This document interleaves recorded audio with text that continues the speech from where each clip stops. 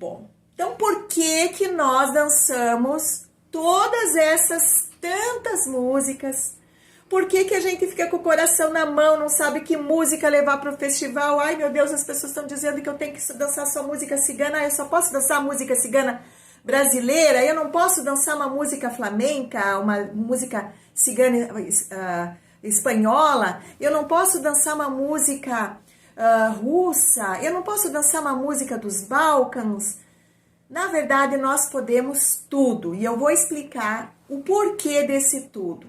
Vou ter que falar da história, porque sem a história não tem como eu fundamentar para vocês o porquê que nós dançamos tantas músicas e não só músicas ciganas brasileiras. Nós dançamos outras músicas também. Já há registros em livros de história da dança, não da dança cigana, mas da dança, de que haviam bailarinos, músicos que divertiam a coroa, que se apresentavam nos castelos, que se apresentavam para essas famílias da corte, enfim, que eram contratados e que divertiam essas famílias que aqui vieram para colonizar o Brasil.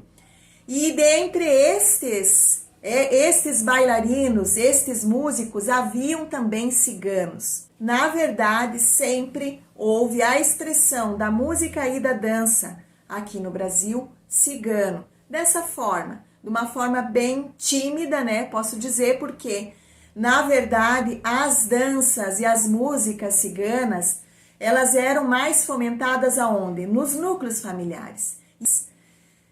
Se fomentando de pai para filho, de mãe para filha, isso tudo, sem poder, às vezes, se expressar de uma forma mais aberta. Mas isso tudo, não só no Brasil, mas como no mundo inteiro. A dança e a cultura brasileira, ela tá dessa forma, ela tá influenciada por tudo o que aconteceu dentro da colonização. As famílias que vieram, as famílias ciganas que vieram para o Brasil também foram muitas. Rum, Sinti, Calon. Dentro dessas três famílias ainda há muitos outros clãs que ainda têm as suas ramificações e suas particularidades. Então imagina que mundo é esse, é um mundo muito amplo.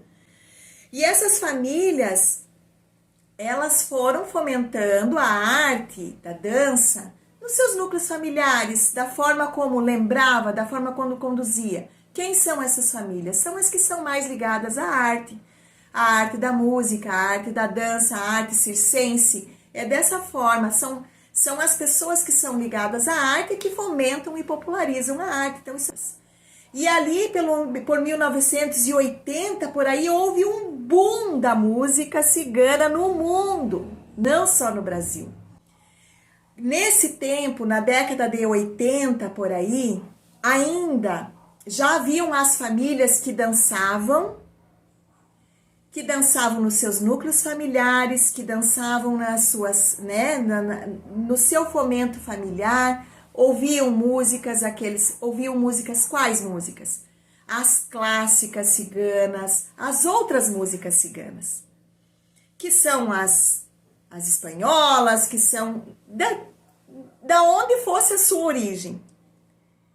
Por exemplo, nós temos uma família do Milva City, o Encanto Cigano, que foram uma das primeiras famílias que popularizaram a dança e a música, porque eles se apresentavam publicamente com a sua banda. No início, eles não tinham músicas. Ele tem um histórico da música, do violino, da música clássica. E o que ele tocava antes de ter as suas próprias composições? Tocava as músicas clássicas ciganas, como Orros Negros, Czardas, essas músicas clássicas. Essas músicas clássicas não eram dançadas daquela forma, como é dançada na Rússia, na Hungria, não, era dançada dessa forma, com esse trejeito, com essa forma de conduzir o corpo, que é a dança cigana brasileira. Já com toda a influência, mesmo dançando aquele tipo de música, que não são ciganas brasileiras, composições brasileiras. Porque até então não haviam músicas compostas por bandas brasileiras. Foi a partir da década de 80 que começaram a surgir as primeiras bandas ciganas brasileiras que faziam composições de músicas aqui no Brasil. Mas e que músicas elas tocavam?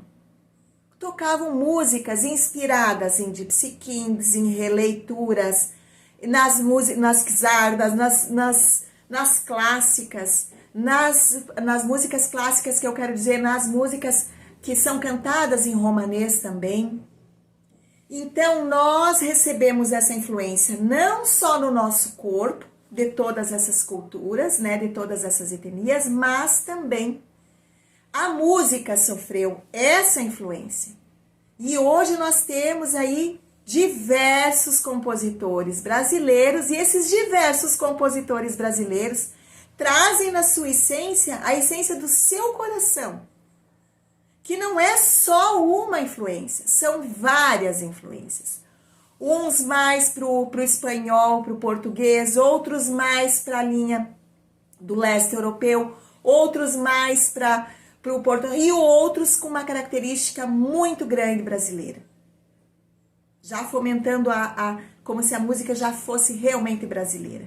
Então veja como nós sofremos essa influência. Na nossa forma tradicional de dançar, na verdade a nossa forma tradicional de dançar a dança cigana não está vinculada à música cigana brasileira cantada em português. A nossa dança cigana estilo brasileiro está fundamentada tradicionalmente nas músicas ciganas dos diversas etnias ciganas do mundo.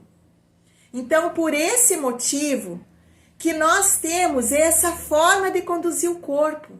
Quando a música pede para pular, a gente pula. Quando a música pede para a gente dançar uma rumba, a gente dança uma rumba. Quando a música pede para a gente dançar valseado, a gente dança valseado. Mas tudo isso com a forma brasileira de conduzir o nosso corpo.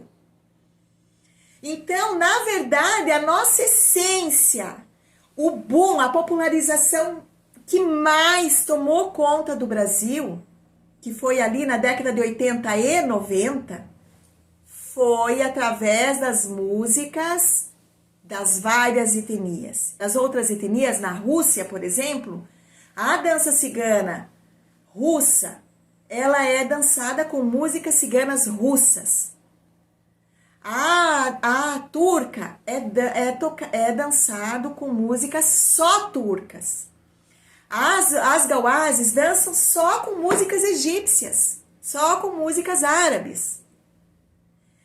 E no Brasil não, porque no Brasil a história, a forma como foi conduzida a história da dança e a história da música, não. Nós dançamos várias. Essas várias culturas, essas várias etnias estão no nosso corpo e estão na nossa música e estão nas pessoas que cantam aqui no Brasil. Então, mesmo antes de haver compositores brasileiros, nós já dançávamos músicas que não eram de composição brasileira. Nós dançávamos qualquer música que a gente gostasse.